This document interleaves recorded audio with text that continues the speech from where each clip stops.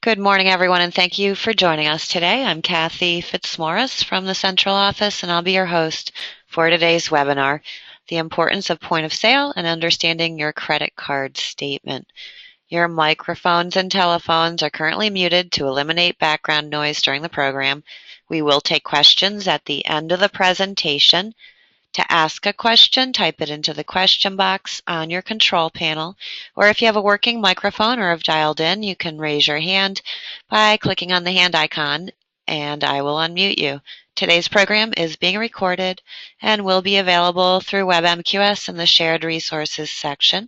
And I'd like to thank our Mohawk Valley SBDC for arranging this webinar. So let's get started. I'm pleased to introduce Calvin Smith, co-founder of Sabor Point of Sale. Welcome, Calvin. Thank you, Kathy, for having me, and thank you, everybody, for joining today. We're glad to have you here. Yes. So I'm going to be talking about, as Kathy mentioned, the importance of point of sale and your credit card statements. Often when you're starting up a business or a restaurant or anything of that nature, one of the first, after you've decided on the location, you're going to need to know how to handle all your transactions. So we're going to go over today what a point of sale system is, evaluating your business needs so that you can fit the point of sale system into those needs. How can a point of sale help your business? The hardware and software features for this business. What to consider and what not to consider when you're looking at your point of sales. And then we're going to go through a couple merchant statements, and we're going to go through a merchant statement and looking at what the fees are, because your merchant statements or when you get your first merchant statement, there's going to be a lot of things on there. It's going to be a little confusing, and a lot of these companies do that on purpose to confuse businesses and restaurants. So I'm going to go over a little bit on that, and then, as any business, you should always negotiate a good deal. Never just accept what it's a little bit scary because you don't, these merchant statements, you don't know what's going to happen. So, and you shouldn't just accept what they tell you. I've definitely helped out many restaurants go into the merchant statement and go, look, that's not what I'm going to accept. So we'll go through that a little bit at the end. So first, the point of sale system.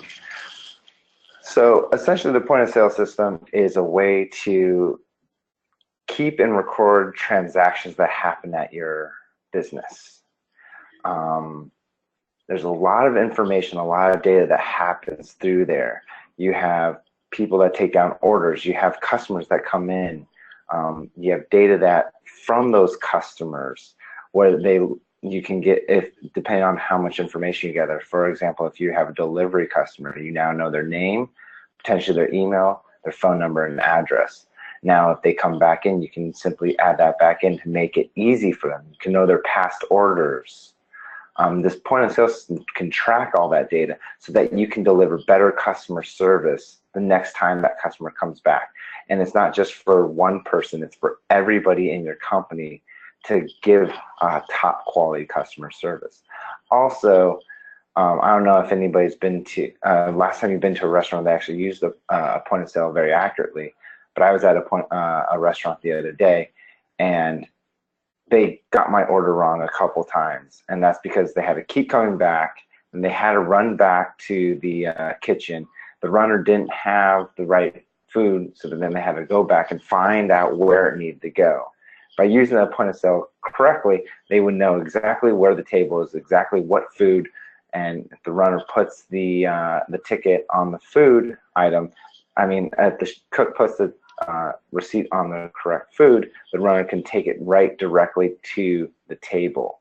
So, and it also makes accounting a lot easier because all the transactions are happening there. You can know exactly what your payroll could be, what your taxes are. Everything that can be done through accounting is a lot easier.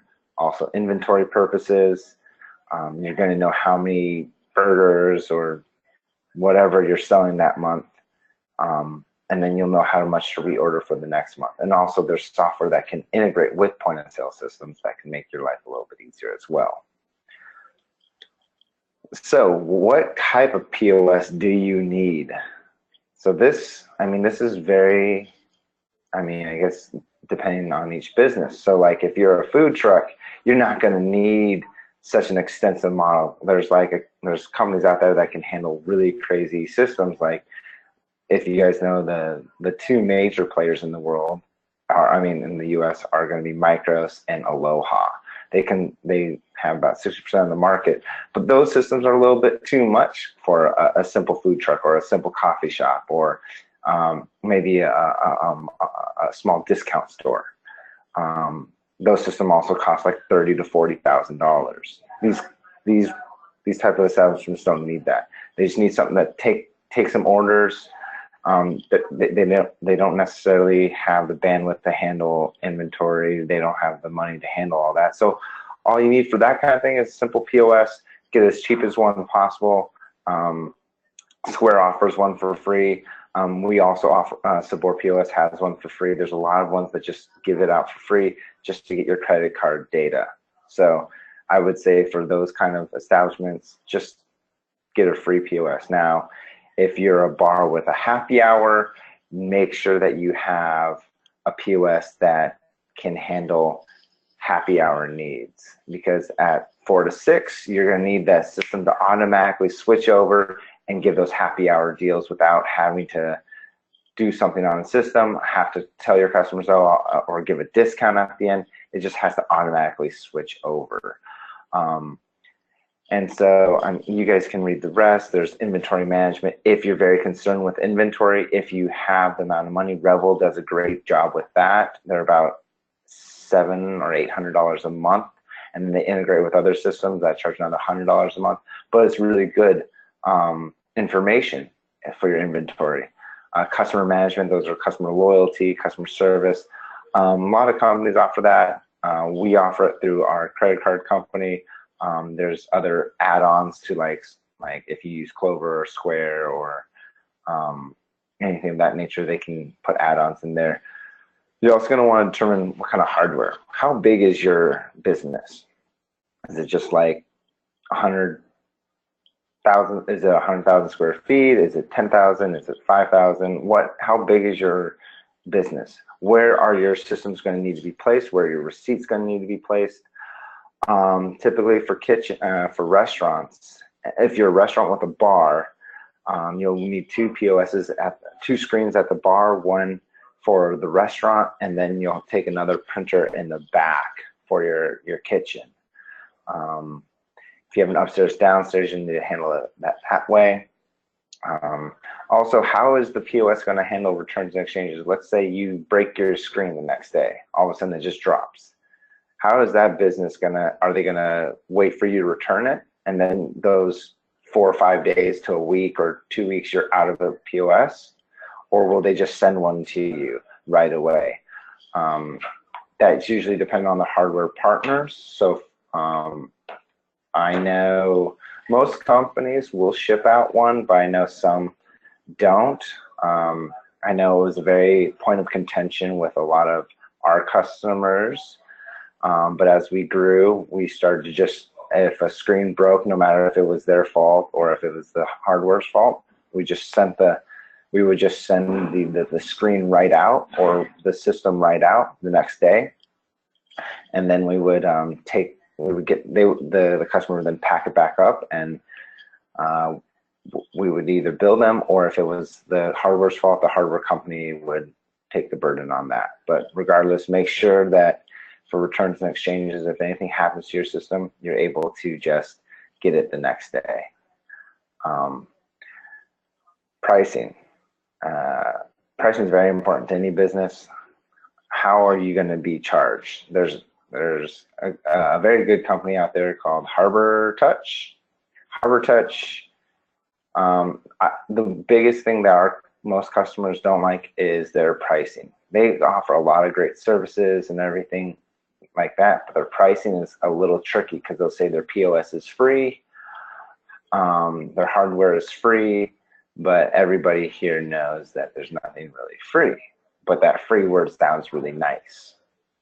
So when they say free, it means they don't charge for software, but they'll charge you $70 a month for the hardware, and you're leasing it, and it's $7 per system, and then they tack on a little additional. You'll see a bigger fee in your credit card statement, and they won't necessarily point that out to you.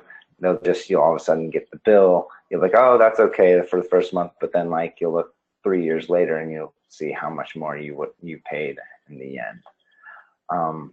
Customer service. A lot of I would say the people that have really good customer service in our industry would be like Toast and Lightspeed.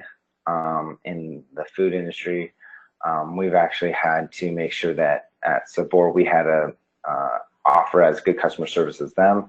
A lot of the cloud services are going to offer better customer service than the server-based.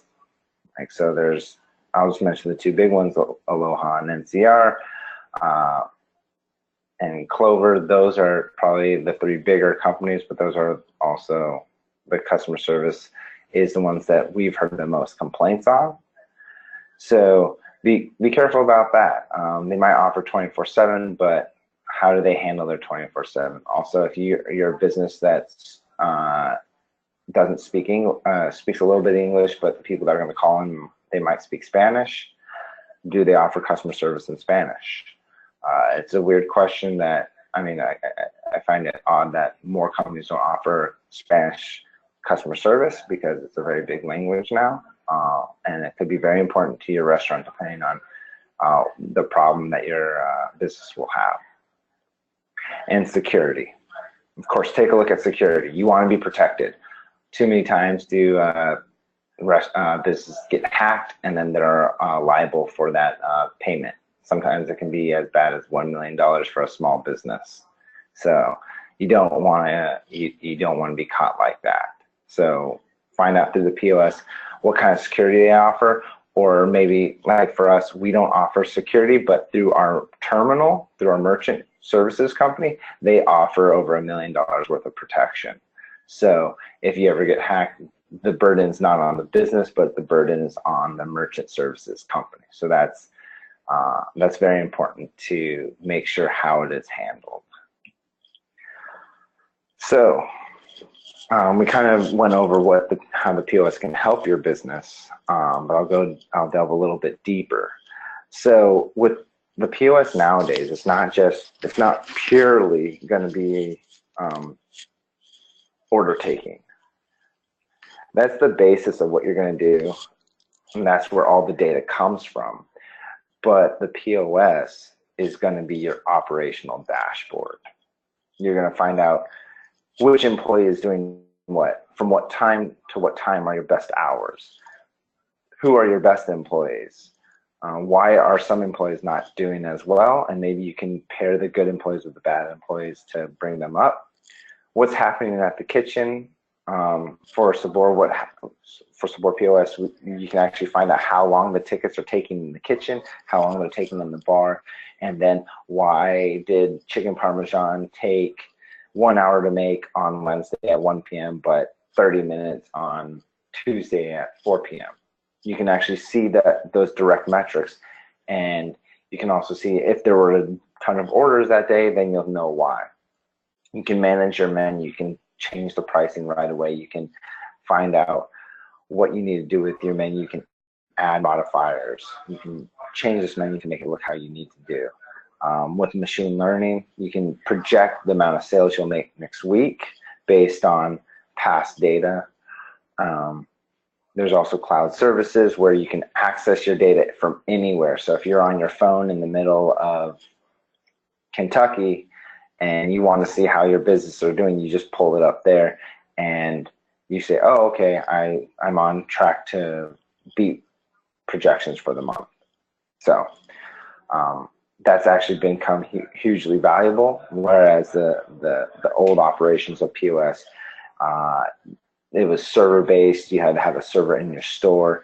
If there was a big fire in your store, you had to pay a bunch of money to get it backed up. and to get that data back. But now, because cloud-based services, the data is backed up in like 6 different locations. So if anything bad happens, you still have all your data. So we're going to talk a lot about data.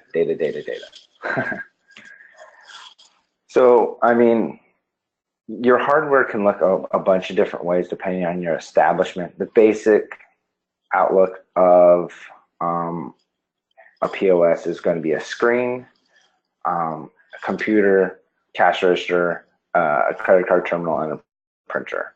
Now, how that gets put together can look different from establishment to establishment.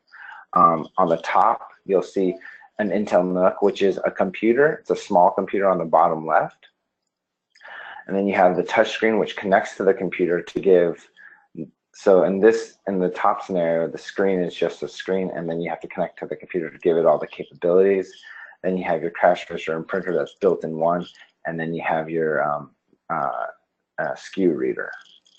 On the bottom, I'm showing a Microsoft Surface, and Microsoft Surface is the computer and screen built into one. It's a tablet, but there's also a bunch of other options that you can use for that. There's a bunch of companies out there that have a computer and screen built into one.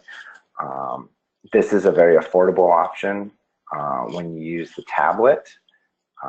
It's just the warranty and the durability of the tablets aren't as good as the actual, a lot of what the like ELO, for example, their screens are a little bit more durable for the business needs. But the tablets are a really good option because they're sleeker.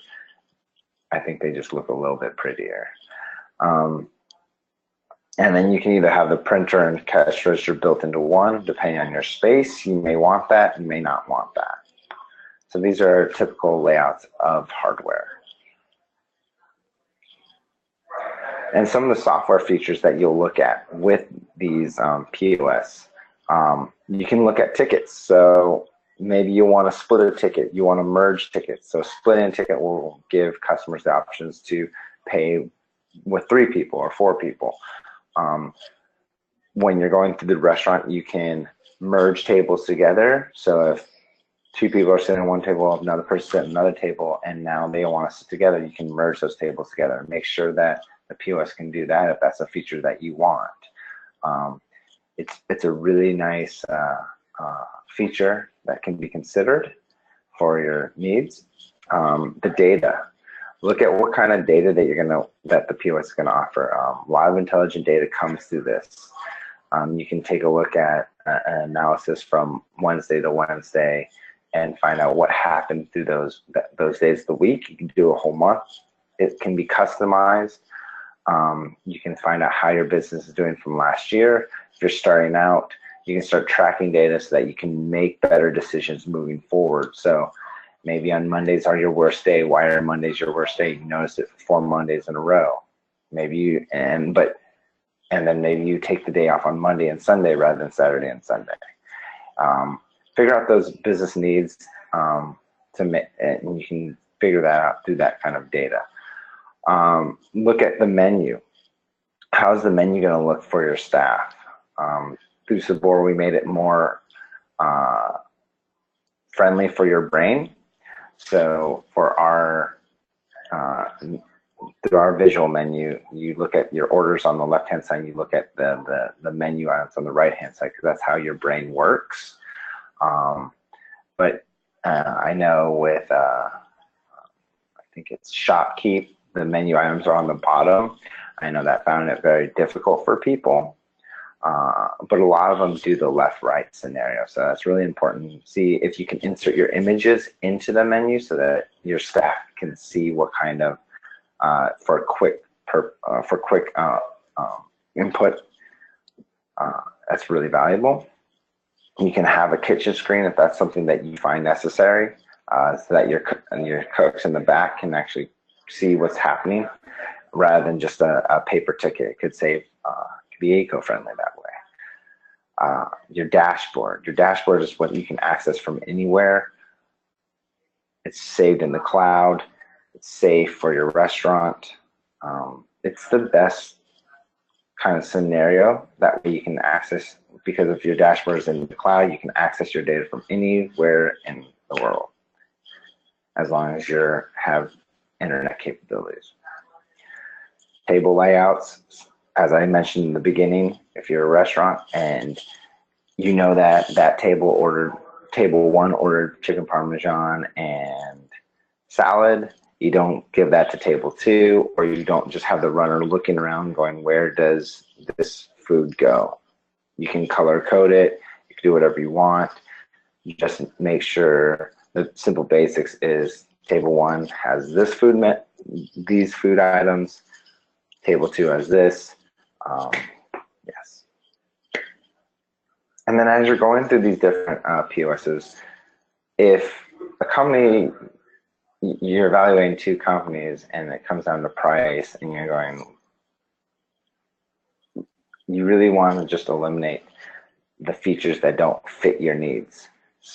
Like if you are a quick serve restaurant, but the POS is offering table service, well, you're not going to need table service because people are going through the line to take the food and then sitting wherever they want. And if they're pricing that, if that's a price factor for you, then get rid of it. You don't need that. Definitely take a look at if it takes care of all the needs that we mentioned before, and if it does, if one or two don't, then move on.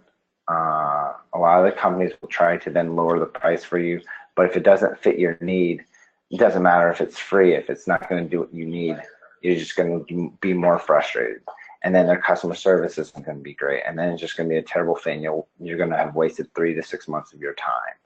So just figure out what are the basic needs for your business, and then choose the POS that fits that, and then you can start negotiating on the price. What the best way to get started with that? Get a demo, or have someone walk their POS through with you. You can schedule with them. Every POS will give you a demo. Every POS will give you a trial run. I think the newer companies will offer you a better trial. So for example, Sabor, we offer a 2-month trial. I think Touch Bistro or something, they'll give you like 14 days to a month. A lot of these companies will just give it out to you just so that you can try it out. How are they going to make you feel as a customer? Are you just another number to them, or do they make you feel welcome? Do they know your name? Like, a lot of those things are very important to how you're going to work with this the POS companies moving forward. So, the POS system that's just right for you. Is it easy to use? What systems can it integrate with? A lot of POS, a lot of important features to the POS aren't actually built by the POS. They integrate with other systems. So maybe it integrates with QuickBooks, or it integrates with 7 Rooms, or these other different apps. Can they be simple to integrate with the POS? So that's something to consider too. Does it make everything automated? Does it reduce manual inputs? Do you understand the pricing? Is it cloud-based, if that's what you find necessary? How is the customer service? How does it handle customers? All these things that go into the POS that's just right for you, that's what you need to consider. Now on to the big topic, credit card processing. That's the I guess the least favorite topic for everybody, because they get a credit card processor, they accept it, but they don't really like it. Most important thing, make sure that make sure the credit card processor accepts all major credit cards.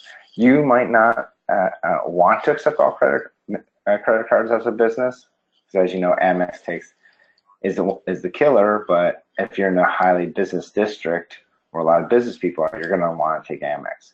And at some point, if your business, evolves and you want to accept all major credit cards, to make sure that your credit card processor, the terminal, does.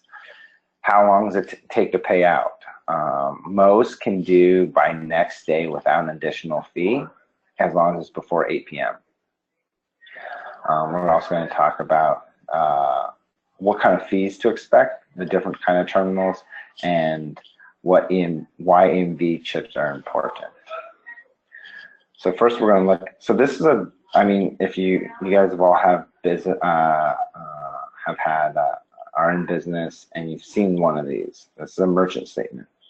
This is going to show some fees. So if you see the batch settlement fee, Amex Blue access fee, a lot of these fees are put in there.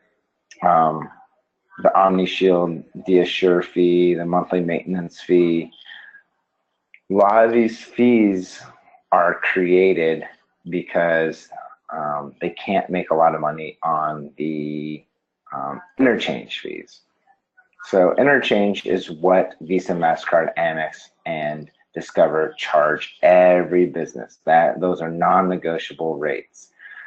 Typically, Visa, MasterCard, as you see the qualified cards, the amount that Visa, MasterCard charges for the qualified cards are about 1.1% to 1.2%, somewhere around there.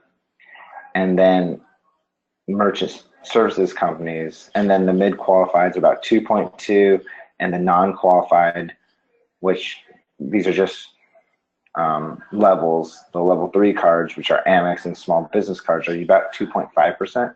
I showed those tiered cards because you can get your merchant statement in one of two ways.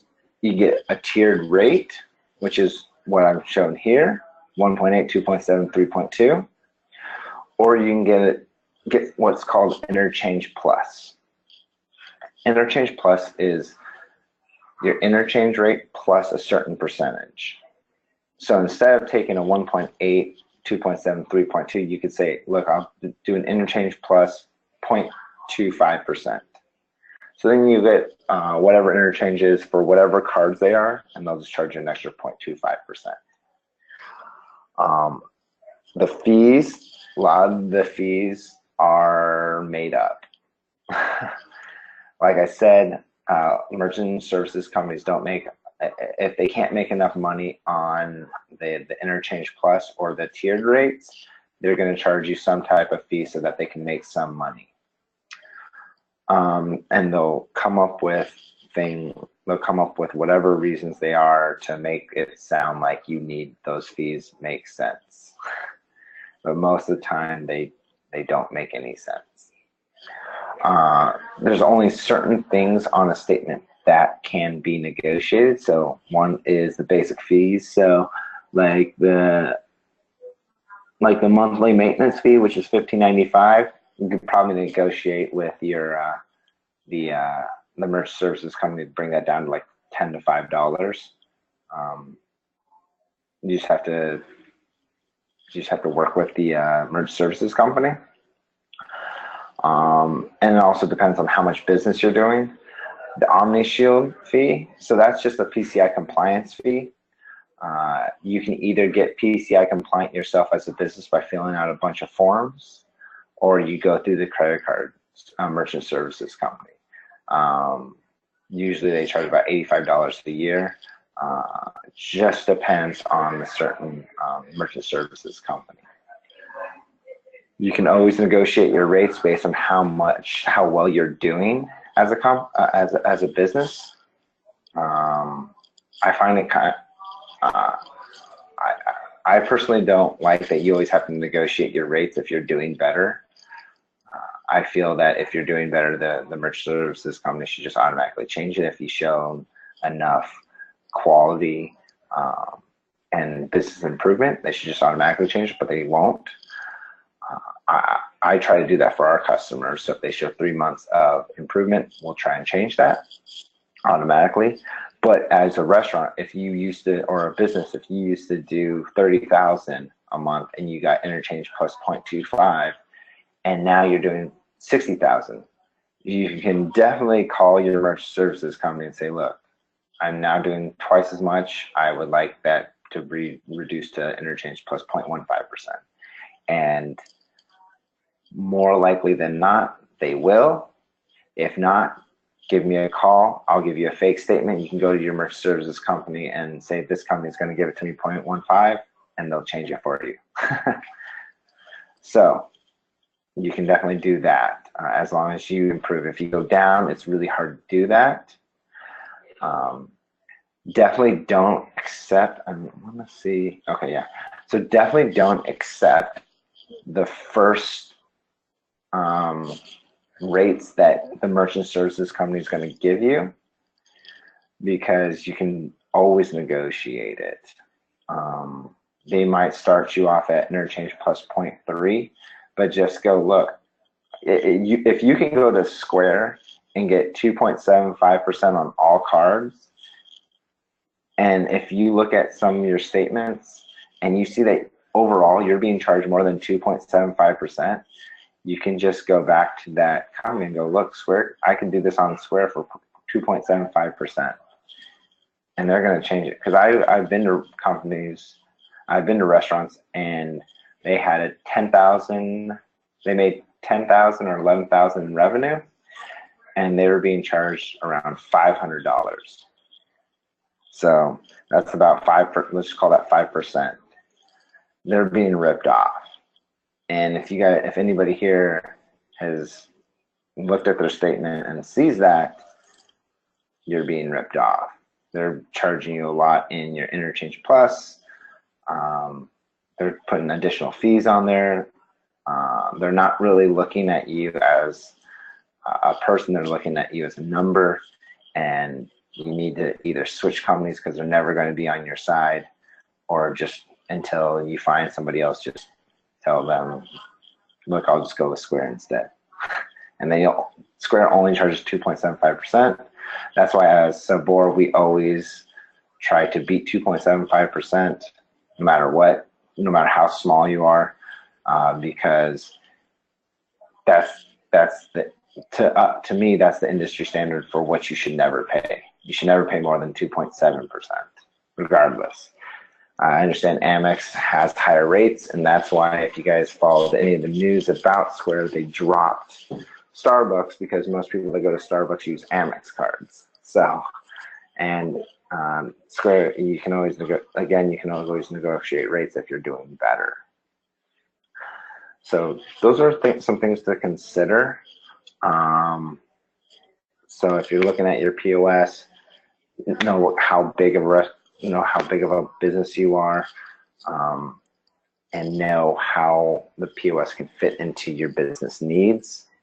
Whether you're a small cart, a little discount store, a huge 200-person restaurant, know how the POS is going to fit into those needs, and then evaluating your statements, evaluating how well you're doing, looking at what the merchant services company is going to start charging you, and not accepting their first round of approval just so that you can get started, because it's going to be a lot harder to change your rates than to get the right rate to begin with.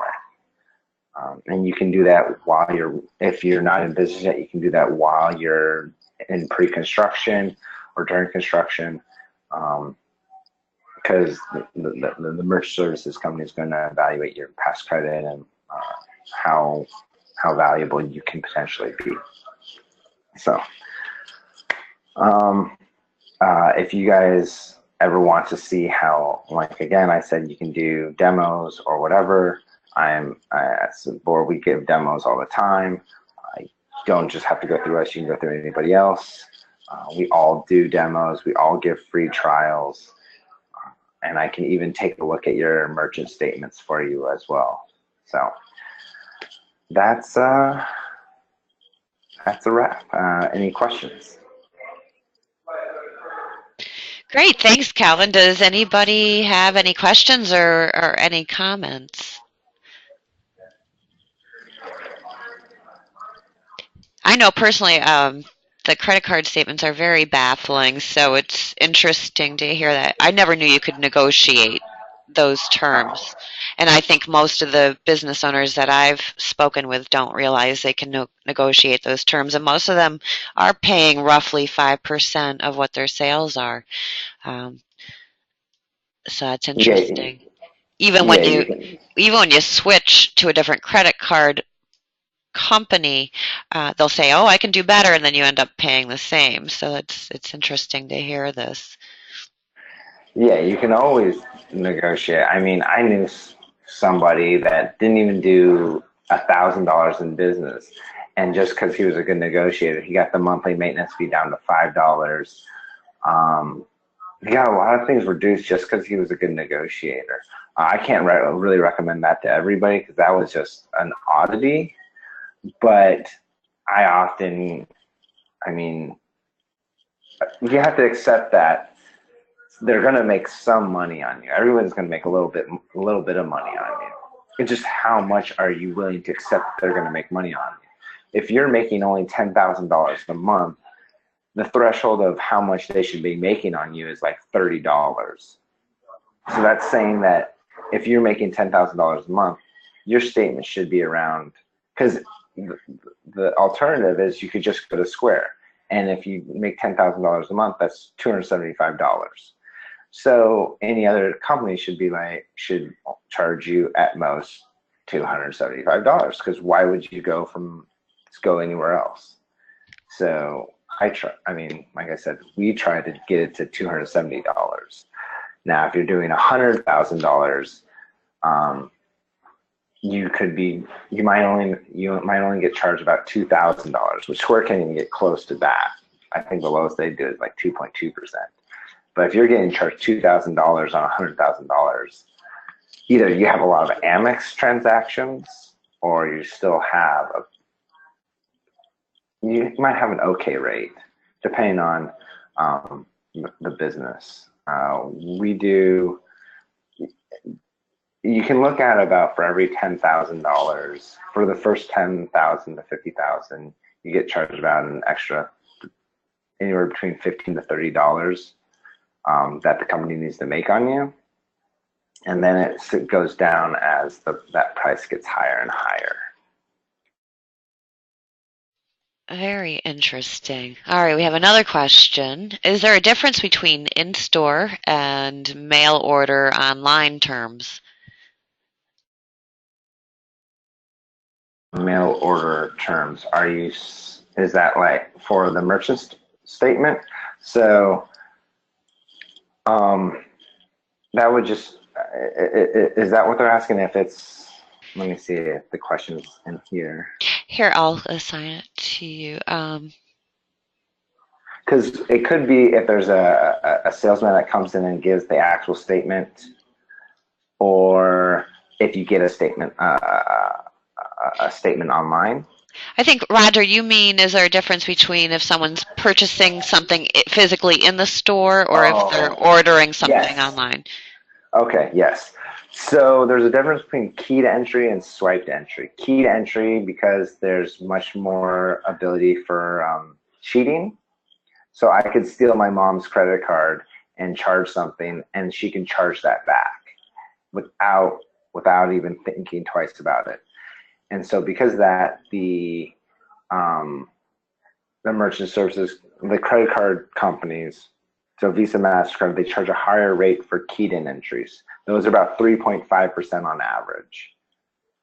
But if you swipe it in store, I mean, looking at level 1, level 2, level 3, it's like about 2%. So it's a lot. The fees are a lot less for actual swiping, or, oh yeah, EMV readers. Sorry, I forgot to mention about EMV readers. EMV chips, you should always use EMV chips in your store. It'll prevent fraud. So you can easily copy a swipe credit card. It's very difficult to near impossible to copy an EMV chip.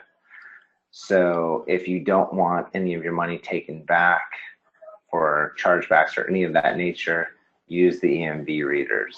Now, if you're in an area where all the customers you know, use swipe. It's a little bit faster. It's about 2 seconds faster than the EMV chips, but EMV chips are much more secure. So yes, there is a difference between online and in-person ordering, and it's the security.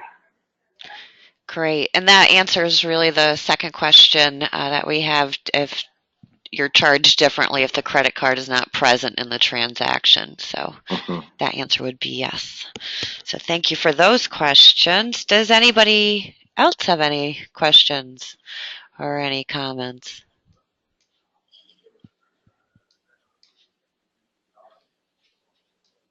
All right, I don't see any coming in. If you do think of any after the webinar, you can contact me and I'll forward them on to Calvin.